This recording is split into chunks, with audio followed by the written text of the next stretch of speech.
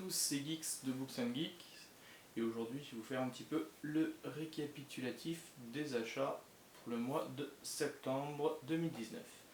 Donc on va commencer par deux livres que j'ai reçus, donc je les ai achetés sur Vinted.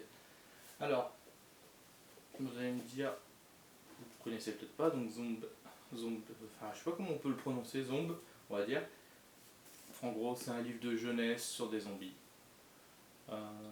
J'ai déjà lu le tome 1 il y a un an et demi, facile, que j'avais adoré. Le problème c'est qu'à l'époque j'ai galéré, trouver le tome 2, c'était très compliqué, où ils se vendaient honnêtement presque plus cher que le 9. Je sais qu'il y a aussi un tome 3. J'avais adoré le tome 1, franchement, surtout la fin, il y avait un gros twist que j'avais adoré. Donc du coup il se trouve que normalement je dois avoir 2 fois le tome 1, sauf si je l'ai revendu entre temps, ce qui serait pas mal, parce que ça m'éviterait de l'avoir en double. Mais voilà, donc en réalité j'ai surtout acheté le lot pour avoir le tome 2, mais je crois que le lot m'a coûté 4 €, donc voilà, ça valait quand même relativement le coup. J'espère le lire rapidement, mais c'est vrai que là je commence à avoir un gros retard dans ma pile à lire, donc je vous avoue que je ne sais pas encore.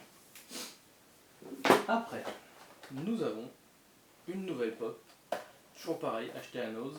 C'est vrai que depuis quelques temps ils ont eu pas mal de pop, et là c'est de The Lord of the Rings Gimli. Voilà, quoi dire de plus que Gimli. Dans quelques temps je pense que je vous ferai une vidéo sur les pop Lord of the Rings que j'ai. J'en ai 8-10 à peu près avec elle. Donc je vous ferai une petite présentation où je les ouvre et tout, comme je vous fais d'habitude. Mais voilà, donc là, la nouvelle dans la collection, ça sera Gimli. Donc j'ai plus qu'à la rentrer dans l'application pour bien me rappeler que je l'ai. Après, on a fait un voyage à Londres le week-end dernier avec mon entreprise, et du coup on a ramené 2-3 bricoles. Alors hormis les petits souvenirs, vous savez, les petites boîtes à gâteaux, les petits trucs comme ça que je ne vais pas forcément vous présenter, on va vous présenter les trucs un petit peu en rapport avec nous. J'y ai ramené, ça c'est rien que pour moi, un petit kiff, un petit Dobby, un free Dobby. Alors c'est dans du plastique un peu mou, je sais pas comment on pourrait définir ça, mais je le trouve juste magnifique. Donc il est au-dessus de la télé dans le salon, je le trouve vraiment trop classe. Là, un petit Dobby en plastique, hop. Il est vraiment super beau, c'est du produit officiel, Noble Collection il me semble, ou produit officiel en tout cas. De toute façon on l'a acheté dans une des boutiques, donc voilà. À Londres forcément on a fait les boutiques Harry Potter. Et après on a aussi acheté à Londres en rapport avec Harry Potter. Ça, donc c'est le livre en fait qui va un peu décrire les créatures, comment elles ont été fabriquées, les concepts art avant. Ouais, sur les dragons, le norvégien à crête, les araignées, voilà. Alors c'est pas un très gros livre, hein. Pas très gros livre. Forcément, je vais dire, il est richement illustré, mais vu que c'est à peu près le principe, voilà. Et donc du coup, c'est un livre en anglais qu'on a eu à moitié prix parce que ça devait être une sorte de petit déstockage, voilà. Donc a priori, il fait partie d'une collection où il y aurait 12 livres comme ça. Je ne sais pas si on fera les autres du tout, sur c'est le volume 1. Mais voilà, moi c'est vrai que je le trouve très beau. Les illustrations, on voit de comment ils sont passés du concept, par exemple du centaure, des images aux images numériques, voire même à l'image qui passe pendant les films. Donc voilà.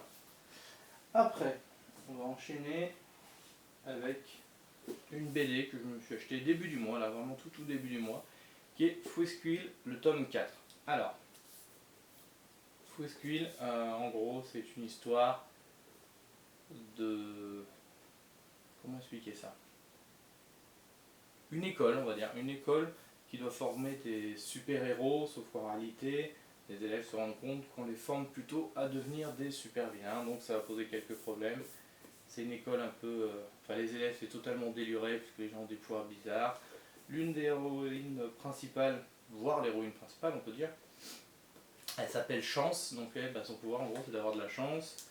Donc là il y a Lou, je ne me rappelle plus les autres, leurs noms, mais voilà. J'ai déjà lu les 3 premiers tomes. plus le jeu de rôle, parce que ça a été aussi sorti en jeu de rôle, j'ai même découvert l'univers avec le jeu de rôle. C'est génial, franchement c'est vraiment génial, génial. Donc faut que je le relise un petit peu pour vous refaire une présentation un peu plus poussée on va dire.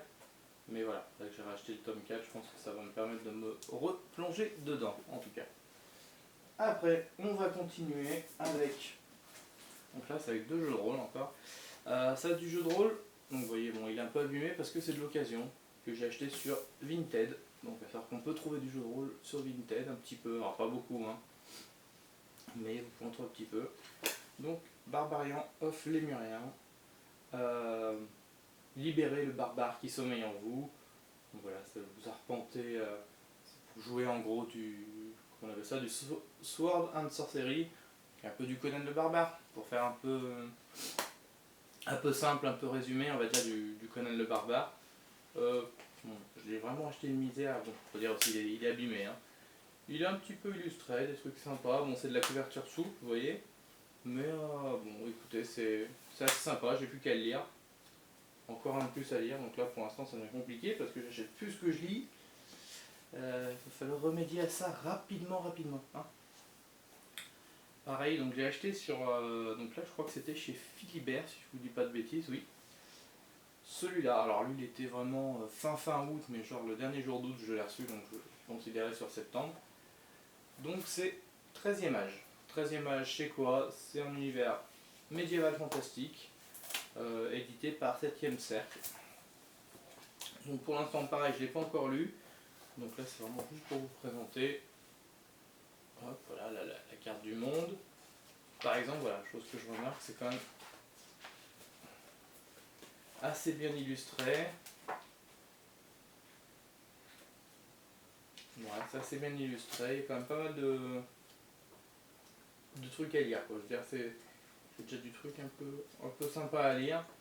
J'ai pas l'impression, je regarde rapidement, qu'il y ait une grosse place, on va dire, pour le background de l'univers, tout ça, parce que j'ai l'impression que c'est quand même assez réduit le background de l'univers, on va dire que c'est les 25 premières pages.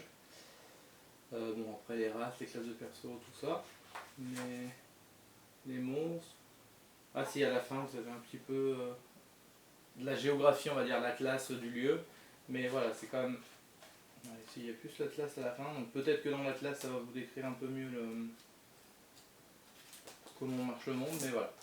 Donc en tout cas, je ne l'ai pas encore lu, j'espère qu'il sera sympa. À la base il était à 49,90, si je vous dis pas de bêtises, j'ai eu à 8-10 euros à peine. Bon, pour la couverture rigide. Le risque est quand même mesuré. Après, vous avez un truc que pareil, donc ça je l'ai acheté à Londres.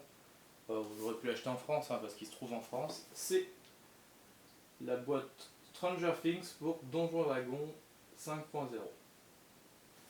Alors, je l'ai acheté en anglais, je l'ai plus acheté pour un coup de cœur, parce qu'en réalité je ne lis pas l'anglais, ça ne m'intéresse pas de me mettre à l'anglais, mais voilà, j'adore Stranger Things, donc ça m'embêtait un peu, pour une fois qu'il y avait un petit peu cette démarche sur Donjons Dragons de s'ouvrir au plus de monde possible, avec justement, en s'appuyant sur des franchises connues, j'ai envie de dire.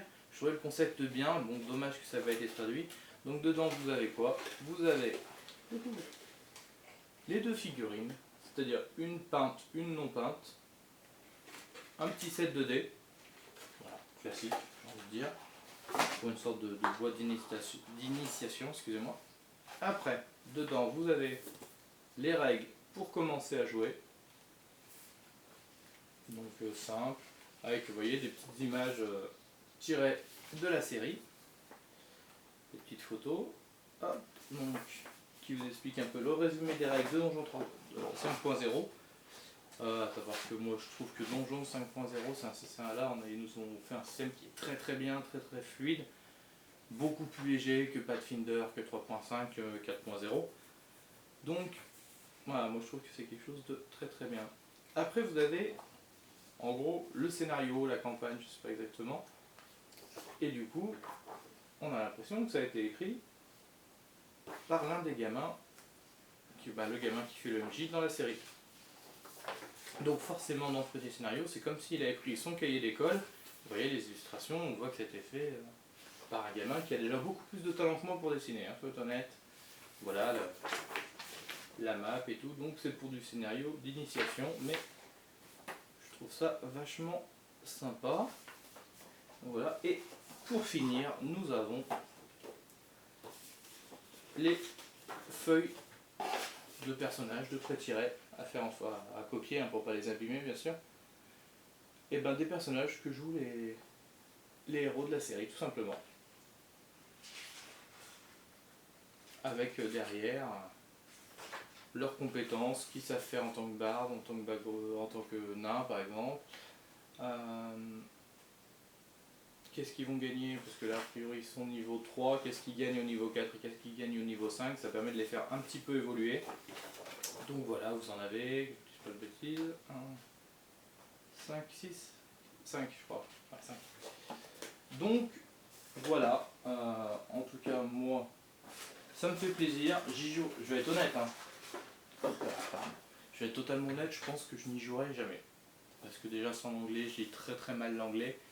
Je me dépatouille, mais voilà, c'est vraiment plus pour le produit en lui-même que je l'ai acheté. Mais c'est vrai que malheureusement je ne le jouerai jamais, je le ferai sans doute jamais le jouer, sauf si un jour je trouve une traduction du scénario, mais voilà, de base en tout cas, c'est comme ça.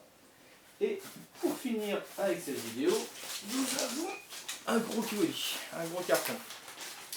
Bon là c'est pour Books de Books and Geeks. Elle s'est commandée, elle a trouvé une personne qui vendait alors plein de livres de cette collection de Red Dress Inc. Donc là c'est Coup de foot sur la City, après on a Diva Attitude, à quand le Grand Saut, enfin bon, il y en a plein. Il y en a 25 si je vous dis pas de bêtises. Vous voyez à peu près la taille du colis. Il y en a 25. Et donc elle a commandé ça. Pareil sur Vinted. Elle a dû avoir le lot là, de 25 livres pour 30 ou 35 euros. Donc 40 avec les portes.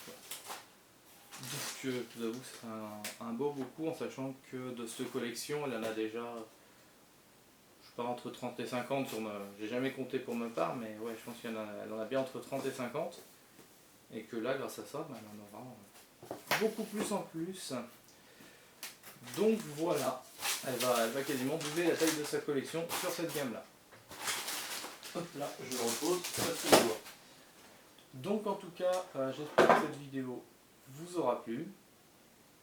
Donc c'était une petite présentation rapide de nos achats. Certaines choses seront peut-être plus détaillées dans d'autres vidéos, on verra.